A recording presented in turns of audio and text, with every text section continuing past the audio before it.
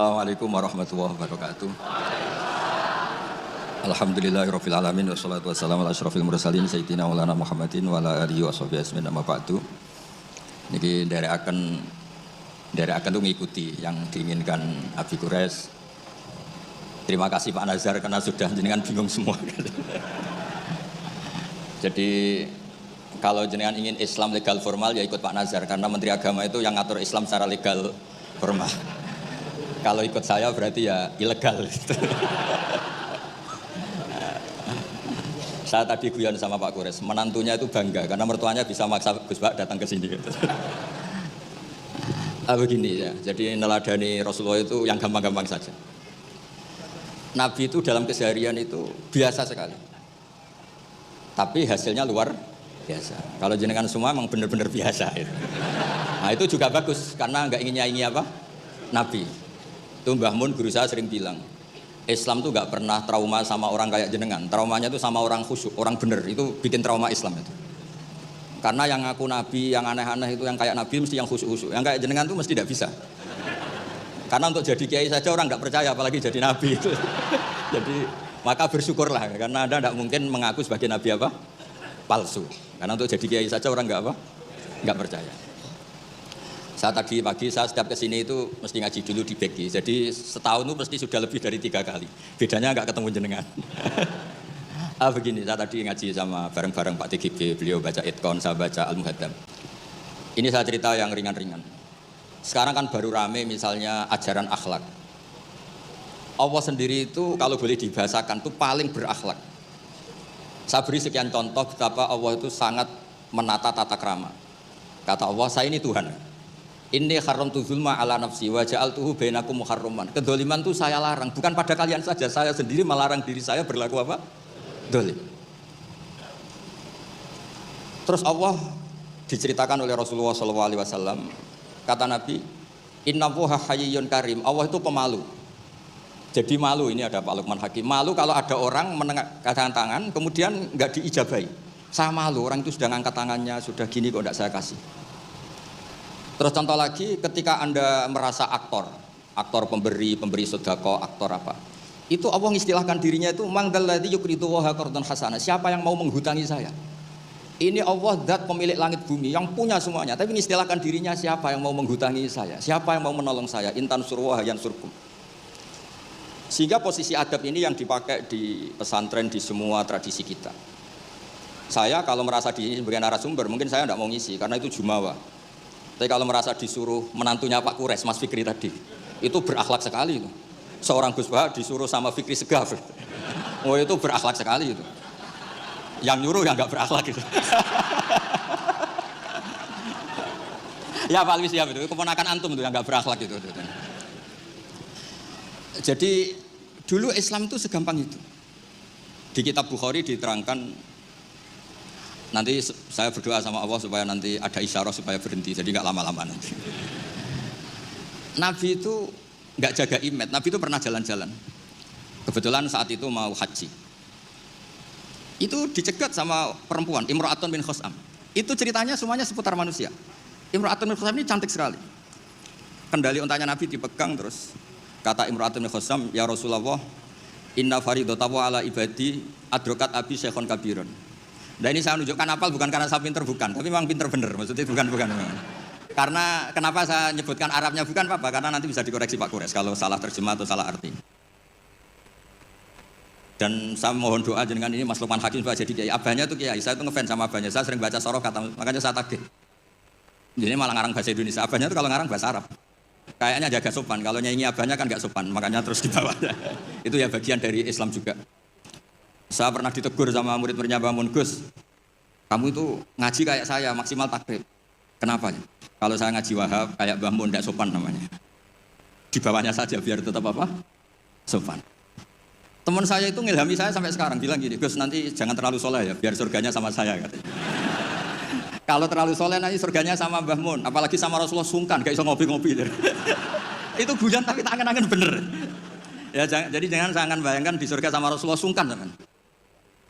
Zaman kan sudah capek sholat subuh, atau kan ingin nggak subuh? Karena surga Saman kan mau poligami aja takut istri, nanti kan bidadarinya banyak. Kalau ada Nabi sungkan. Dan nanti sama saya jadi pinggir-pinggir yang enggak ada. Supaya enggak apa? Tapi kalau amal pas-pasan, kuotanya enggak cukup, langsung neraka. Itu resikonya. Karena pas. Sekali enggak cukup, neraka. Makanya kuotanya lebih, tapi surganya yang apa? Biasa aja. Imra'atun min Khosam itu cantik.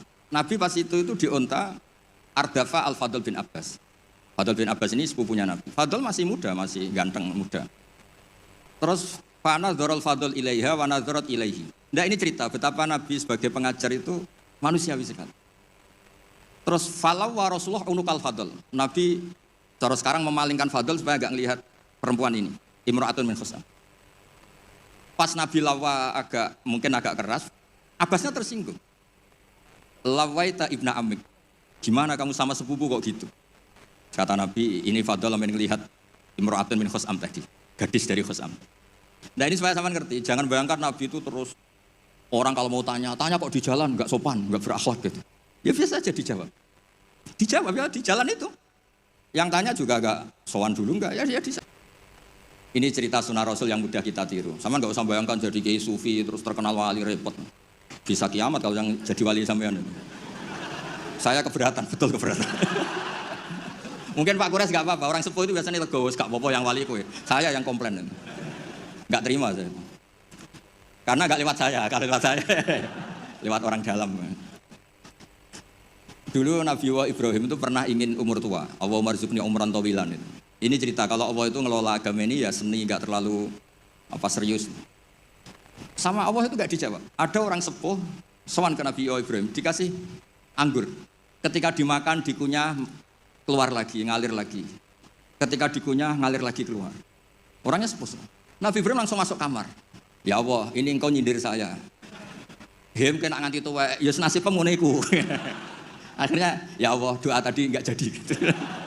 Artinya segampang itu Allah jawab.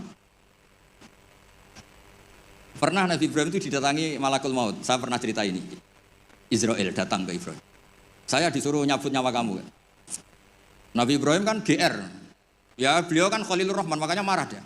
Enggak mungkin, Allah enggak menginfo dulu sama saya. Kalau kamu mau cabut saya, kamu ngawur Israel. Makanya kalau kamu bisa ngawurkan Israel itu sanadnya sampai Nabi Ibrahim. Kalau berani. Ngawur kamu. Saya enggak dikasih info dulu. Hal ra'aita habiban yumitu habibah. Masa ada kekasih bunuh yang dikasih ini enggak benar. Logika kamu enggak benar. Wah Israel kan enggak bisa debat ya. Enggak pernah kuliah, enggak pernah munakosah. Datang lagi, sowan ke Allah, ya Allah. Kata Nabi Ibrahim, kata Khaliluka, hal ra'aita habiban yumitu habibah. Masa kekasih bunuh yang dikasihin? Karena Ibrahim gelarnya kan Khalilur Rahman, apa Khalilur Rahman.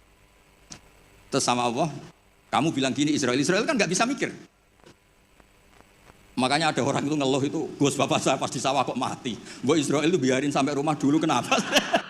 Pas di sawah mati, di pematang sawah itu. Belum mati itu cerita ke saya, Gus Israel itu kasih tahu tuh masa kan bisa bunuh di rumah kan bisa. Sembrono betul itu. Terus saya bilang sebetulnya ada teori itu ada tapi harus jadi nabi dulu. Masalahnya sekarang nabi sudah apa? Ditutup. Sebetulnya bisa kata saya itu. Terus akhirnya Ibrahim ini Israel dikasih tahu sama Allah. Bilang ke Ibrahim, hal ra'aita habiban yakrahu ayyalqa habibah. Dibalik logikanya. Ya Mas Lukman ya, hal ra'aita habiban yakrahu ayyalqa habibah. Masa ada kekasih tidak siap ketemu yang dikasih. Katanya kamu tuh kekasih Allah, masa ketemu tidak berani katanya. Oh, ketika langsung Nabi Ibrahim marhaban, oh ya gitu. Masalahnya Anda tidak kekasih Allah. Makanya jangan mati dulu. Nunggu di ACC jadi apa? Kekasih. Nanti baru mati. Jadi intinya beragama itu rileks, ada diskusi, ada somasi, ada komplain. Enggak apa-apa. Yang penting ini karena merasa nyaman dengan Allah Subhanahu wa taala. Kayak apa luar biasanya Nabi? Jadi Nabi itu kesehariannya biasa. Makanya Anda tidak usah khawatir misalnya di pesantren atau di komunitas Jawa atau di komunitas orang Timur, orang Indonesia. Mendidik akhlak, takut itu terlalu itu enggak usah khawatir. Allah sendiri itu yang paling sopan. Sampai bilang untuk dirinya sendiri, kataba rabbukum ala nafsihir rahmah. Kataba itu mengharuskan, Allah itu mengharuskan dirinya untuk berbuat kasih sayang. Coba orang diwajib-wajibkan itu kan berat. Kayak sampean tak suruh-suruh itu kan berat. Tapi Allah menyuruh dirinya Aujaba ala nafsih, kataba rabbukum ala nafsihir. Makanya saya kalau baca Quran tuh sering nangis. Cara boleh dibahasakan tuh sekesatria itu, Allah ngelola alam raya ini. Makanya dulu tuh banyak ulama itu pede. Saya tadi jagungan sama Pak Kures. Ulama dulu tuh pede. Kalau mau mati itu senengnya minta ampun, seneng sekali. Nggak kayak jenengan, hidup gak berani, mati ya gak berani itu. Wah, itu kacau itu. Mati itu dulu, ini cerita orang dulu. Kenapa ada tarian Jalaluddin Ar-Rumi, tarian kematian, tapi tidak usah ditiru, nanti dianggap aliran sesat. Karena di Indonesia itu kalau aneh-aneh terus bisa di SK aliran sesat. Meskipun Pak Menteri tadi sudah pulang, tapi kalau tahu sampean sesat langsung dikasih itu. Itu Jalaluddin Rumi, pas mau meninggal itu santri-santrinya nangis. Terus kata beliau, kamu harusnya nggak usah nangis, kamu harusnya seneng. Kamu punya guru yang sekarang mau ketemu sama yang sangat dicintai. Kamu itu santri bodoh betul, gurunya mau ketemu yang dicintai kok kamu nangis. Ayo, tertawa semua. Tapi kalau kamu praktekkan, di Bengkolang orang banyak kamu. Itu akhirnya santrinya senang gurunya. Alhamdulillah guruku mati, alhamdulillah. Tapi dilihat kematian adalah awal ketemu yang dicintai. Lah begitu itu ya bersanad. Ketika Bilal, Sayyidina Bilal itu mau meninggal, itu orang sekelilingnya nangis. Beliau ya marah, jangan nangis. Ghadan nalqal ahibbah Muhammadan wa hisbah. Besok saya ini mau ketemu Rasulullah Muhammad. Kamu gak usah nangis. Ghadan nalqal ahibbah Muhammadan wa hisbah. Tapi mereka mengajarkan kebenaran itu rileks. Ya mengajarkan kebenaran itu. Nah sekarang beberapa ustadz itu kalau ada orang tanya disuruh ke rumah. Ternyata ustadznya masih belajar dulu. Itu gak urusan sopan. Ilmunya gak cukup. Kalau jawab langsung itu gak cukup. Terus dikemas sopan, gak sopan tanya di jalan, di rumah. Pertanyaannya kasih dulu, ternyata belajar dulu. Oh itu benar-benar ustadz yang gak sopan itu. Kan gak efisien, gak apa. Ini cerita di Sahih Bukhari. Inna faridatallahi ala ibadi adrakat abi syekhon kabiran la yastati'u ayasbuta ala rakhilah wa fi riwayatin ayastamsika ala rakhilah. Afa ahujju anhu. Bapak saya itu tidak kuat haji. Dan sekarang haji sudah wajib. Ini gimana? Apa saya perlu hajikan?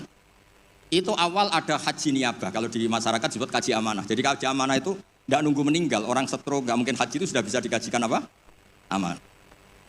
Saya itu punya teman kurang ajar sekali Pak Kures. Saking kurang ajarnya bapaknya itu hidup.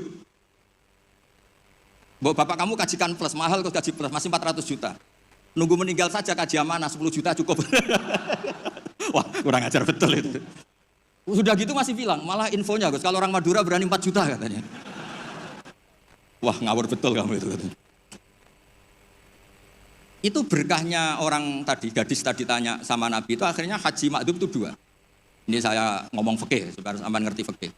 1 amanat anil mayyit karena memang sudah tidak bisa haji. 2 amanat anil makdum. Kalau di fikih disebut haji apa? Amanat dari makdum. Orang hidup tapi nggak mampu apa? Haji. Terus saya bilang sama tadi yang agak kurang ajar tadi. Ya kurang ajar betul maksudnya. Sini, bapak kamu biar memutuskan haji sekarang meskipun stroke masih bisa ngomong, masih Gus. Masih ingat hartanya, masih Gus. Suruh haji sekarang, di makdum sekarang. Pak, jenengan harus haji karena mampu. Tapi itu nggak iso, amanah Pak. Ternyata amanah kalau masih hidup itu mahal, jual Innova. Walhasil terus sudah dihajikan amanah, orang itu meninggal. Mendingan mati Gus, murah, tadi masih mahal. Terus saya bilang gini, nah ini saya ngomong fikih biar Mas Fikri itu nggak salah lah, milih Dewan Pakar saya itu nggak salah, memang kayaknya memang kredibel. Saya sudah pamit sama Abi Kures. Itu di Sajaratul Ma'arif ada bab babu dzikri manaqiban nafsi, babu dzikri rajuli manaqiban nafsi. Bab seseorang itu boleh menyebut kelebihan dirinya kalau itu untuk kepentingan umat. Buktinya Nabi Yusuf ngendikan inni hafizun alim, urusan keuangan pasrahkan saya, inni hafizun alim. Dan semua Nabi mesti ngendikan inni lakum nasihun amin, saya ini orang yang punya niat baik. Jadi kata bapak saya kalau didik saya, tawadhu haram zaman akhir. Kenapa? Karena itu bentuk gak tanggung jawab. Disuruh mimpin negara gak mau, ngimami masjid gak mau, disuruh mulang gak mau. Ternyata karena gak mau tanggung jawab. Jadi tawadhu sama gak tanggung jawab itu bedanya sedikit. Sampeyan tawadhu apa gak tanggung jawab? Iya kan banyak orang tuh gak berani nyai. Wah saya dereng sakit gini, tapi komen. Kacau itu. Saya teruskan. Sehingga dulu yang dialami Nabi itu ya biasa. Sampai di Bukhari dibabkan berkali-kali. Babul futya fit thoriq. Bab Nabi itu biasa ngasih fatwa di jalan. Ada lagi dibabkan babu hajil mar'ati anir rojuli. Biasanya di fikih itu kan pola ibadah lelaki sama perempuan kan beda. Tapi di bab haji niyabah, ini ada Buya Ahsin Sakho. itu perempuan boleh menghajikan bapaknya.